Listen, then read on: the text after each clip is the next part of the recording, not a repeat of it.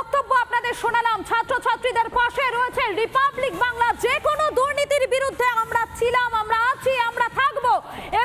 এবং আমরা দেখতে পাচ্ছি পড়ুয়ারা তারা কিন্তু একাধিক প্রশ্ন তুলছেন এবং কেন্দ্রীয় শিক্ষামন্ত্রকের যে ভূমিকা, সেই ভূমিকাও আপনাদেরকে দেখিয়েছি যে একটা আভাস পেতে না পেতে কিভাবে তদন্তের নির্দেশ দেওয়া হচ্ছে, কিভাবে কার্যত পুরো দেশ জুড়ে কিন্তু একটা কার্যত বলা যেতেই পারে যখন আলোড়ন ফেলছে, ঠিক তখনই দেখা যাচ্ছে এই যে দুর্নীতি, সেই দুর্নীতির আঁচ পেতে না পেতে কেন্দ্রীয় তদন্তকারী সংস্থা তারা তদন্ত শুরু করে দিয়েছেন এবং ইতিমধ্যে বিহার থেকে প্রায় 14 জনকে গ্রেফতার করা হয়েছে। এবং এই বিষয় নিয়ে আরো যারা পড়ুয়ারা রয়েছেন, পরীক্ষার্থীরা রয়েছেন, তারা কি বলছেন একবার তাদের কি বক্তব্য শোনাই আপনাদের।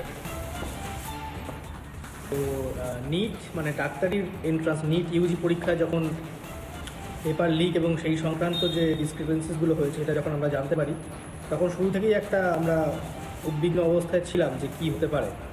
এবং যেহেতু আমাদের পরীক্ষা আগে হতো কম্পিউটার বেস টেস্ট হতো, সিবিটি হতো নেটে, ইউজিসি নেটে, এবার সেটা ওএমআর বেস টেস্ট করা হয়েছে।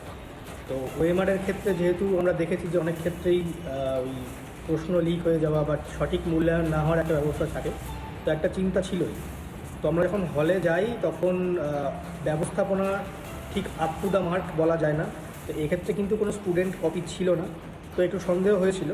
তো মেন যেটা প্রবলেম সেটা হচ্ছে যে এই যে যাতায়াত, একটা সেন্টার থেকে আরেকটা সেন্টারে, যে মানে বাড়ি থেকে সেন্টারে যাতায়াত এবং এরপরে আবার পরীক্ষা হলে সেটা কবে হবে, এবং সবথেকে বড় কথা যে আরেকবার যে হলে যে দুর্নীতি হবে না তার তো কোনো নিশ্চয়তা সরকার দিতে পারছে না। আমি এই বছরে ইউজিসি নেটের জুন সাইকেলের একজন পরীক্ষার্থী। আজ আমার মতোই যারা এই পরীক্ষায় বসেছে, দীর্ঘদিন ধরে যারা প্রিপারেশন নিয়েছে, দীর্ঘদিন ধরে যারা ফর্ম ফিল আপ করে অপেক্ষা করেছে, সেই জায়গায় দাঁড়িয়ে আজকে এই 9,08,530 জন প্রায় ছাত্র এবং ছাত্রী ভবিষ্যৎ নিয়ে যে ছেলে খেলা হলো, ন্যাশনাল টেস্টিং এজেন্সি তারা জানিয়ে দিল যে এই পরীক্ষা আপাতত বাতিল এবং এই পরীক্ষার বিশদ প্রশ্নের মুখে আমরা চিন্তিত এবং আমরা জবাব চাইছি যে এর দায়িত্ব কার, ন্যাশনাল টেস্টিং এজেন্সি না কেন্দ্রীয় সরকারের।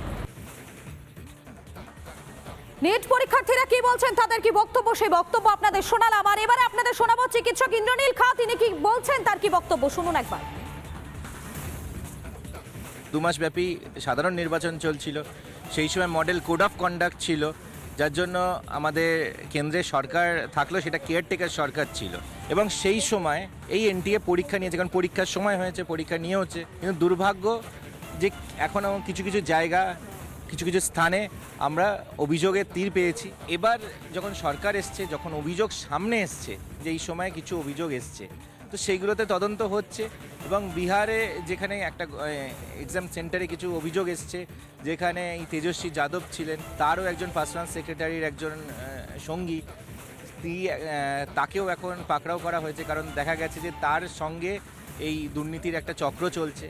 তো এরকম কোথায় কোথায় এরকম চক্র চলেছে সেটা আইডেন্টিফাই করছে। কোথাও কোনোভাবে দুর্নীতি হলে যে সরকার, এই মোদী সরকার, zero tolerance to corruption, zero tolerance to any form of inequality, যেখানে আমাদের কোনো যারা মেধাবী ছাত্রছাত্রী তাদের কোনো অসুবিধা না হয়। কেউ যদি ভুলভাবে কাউকে পিছিয়ে গেছে বা কোনো অন্যায় হয়ে থাকে, সেই অন্যায়ের বিরুদ্ধে আপসীন সংগ্রাম করেছে কেন্দ্রের সরকার, এর পূর্বেও মোদী সরকার করেছেন এবং এখনো দিনেও একেবারে সচেষ্ট হয়েছেন, পূর্ণভাবে চেষ্টা করছেন। বক্তব্য আপনাদের শোনালাম। ছাত্রছাত্রীদের পাশে রয়েছে রিপাবলিক বাংলা। যে কোনো দুর্নীতির বিরুদ্ধে আমরা ছিলাম, আমরা আছি, আমরা থাকবো। এবং আমরা দেখতে পাচ্ছি পড়ুয়ারা তারা কিন্তু একাধিক প্রশ্ন তুলছেন এবং কেন্দ্রীয় শিক্ষামন্ত্রকের যে ভূমিকা, সেই ভূমিকাও আপনাদেরকে দেখিয়েছি যে একটা আভাস পেতে না পেতে কিভাবে তদন্তের নির্দেশ দেওয়া হচ্ছে, কিভাবে কার্যত পুরো দেশ জুড়ে কিন্তু একটা কার্যত বলা যেতেই পারে যখন আলোড়ন ফেলছে, ঠিক তখনই দেখা যাচ্ছে এই যে দুর্নীতি, সেই দুর্নীতির আঁচ পেতে না পেতে কেন্দ্রীয় তদন্তকারী সংস্থা তারা তদন্ত শুরু করে দিয়েছেন এবং ইতিমধ্যে বিহার থেকে প্রায় 14 জনকে গ্রেফতার করা হয়েছে। এবং এই বিষয় নিয়ে আরো যারা পড়ুয়ারা রয়েছেন, পরীক্ষার্থীরা রয়েছেন, তারা কি বলছেন একবার তাদের কি বক্তব্য শোনাই আপনাদের। তো নিট মানে ডাক্তারির এন্ট্রান্স নিট ইউজি পরীক্ষায় যখন পেপার লিক এবং সেই সংক্রান্ত যে ডিসক্রিপেন্সিসগুলো হয়েছে এটা যখন আমরা জানতে পারি, তখন শুরু থেকেই আমরা উদ্বিগ্ন অবস্থায় ছিলাম যে কী হতে পারে। এবং যেহেতু আমাদের পরীক্ষা আগে হতো কম্পিউটার বেস টেস্ট হতো, সিবিটি হতো নেটে, ইউজিসি নেটে, এবার সেটা ওএমআর বেস টেস্ট করা হয়েছে। তো তো ওএমআরের ক্ষেত্রে যেহেতু আমরা দেখেছি যে অনেক ক্ষেত্রেই ওই প্রশ্ন লিক হয়ে যাওয়া বা সঠিক মূল্যায়ন না হওয়ার একটা ব্যবস্থা থাকে, তো একটা চিন্তা ছিলই। তো আমরা যখন হলে যাই তখন ব্যবস্থাপনা ঠিক আপ টু দ্য মার্ক বলা যায় না, তো এক্ষেত্রে কিন্তু কোনো স্টুডেন্ট কপি ছিল না, তো একটু সন্দেহ হয়েছিল। তো মেন যেটা প্রবলেম সেটা হচ্ছে যে এই যে যাতায়াত একটা সেন্টার থেকে আরেকটা সেন্টারে, যে মানে বাড়ি থেকে সেন্টারে যাতায়াত এবং এরপরে আবার পরীক্ষা হলে সেটা কবে হবে, এবং সবথেকে বড় কথা যে আরেকবার যে হলে যে দুর্নীতি হবে না তার তো কোনো নিশ্চয়তা সরকার দিতে পারছে না। আমি এই বছরে ইউজিসি নেটের জুন সাইকেলের একজন পরীক্ষার্থী।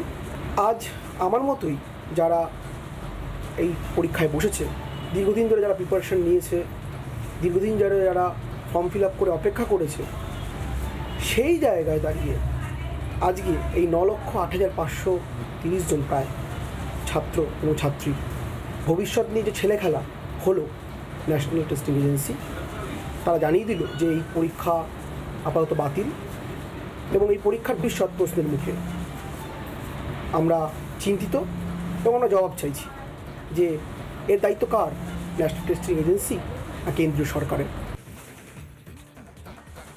নেট পরীক্ষার্থীরা কি বলছেন, তাদের কি বক্তব্য, সেই বক্তব্য আপনাদের শোনালাম। আর এবারে আপনাদের শোনাবো চিকিৎসক ইন্দ্রনীল খা, তিনি কি বলছেন, তার কি বক্তব্য, শুনুন একবার। 2 মাস ব্যাপী সাধারণ নির্বাচন চলছিল, সেই সময় মডেল কোড অফ কন্ডাক্ট ছিল, যার জন্য আমাদের কেন্দ্রের সরকার থাকলেও সেটা কেয়ারটেকার সরকার ছিল। এবং সেই সময় এই এনটিএ পরীক্ষা নিয়েছে, কারণ পরীক্ষার সময় হয়েছে, পরীক্ষা নিয়ে হচ্ছে, কিন্তু দুর্ভাগ্য যে এখনও কিছু কিছু জায়গা, কিছু কিছু স্থানে আমরা অভিযোগের তীর পেয়েছি। এবার যখন সরকার এসছে, যখন অভিযোগ সামনে এসছে যে এই সময় কিছু অভিযোগ এসছে, তো সেইগুলোতে তদন্ত হচ্ছে।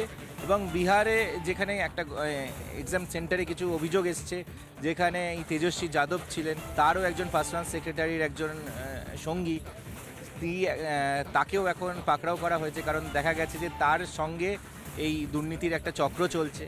তো এরকম কোথায় কোথায় এরকম চক্র চলেছে সেটা আইডেন্টিফাই করছে। কোথাও কোনোভাবে দুর্নীতি হলে যে সরকার, এই মোদী সরকার, zero tolerance to corruption, zero tolerance to any form of inequality, যেখানে আমাদের কোনো যারা মেধাবী ছাত্রছাত্রী তাদের কোনো অসুবিধা না হয়, কেউ যদি ভুলভাবে কাউকে পিছিয়ে গেছে বা কোনো অন্যায় হয়ে থাকে, সেই অন্যায়ের বিরুদ্ধে আপোষহীন সংগ্রাম করেছে কেন্দ্রের সরকার, এর পূর্বেও মোদী সরকার করেছেন এবং এখনও দিনেও একেবারে সচেষ্ট হয়েছেন, পূর্ণভাবে চেষ্টা করছেন।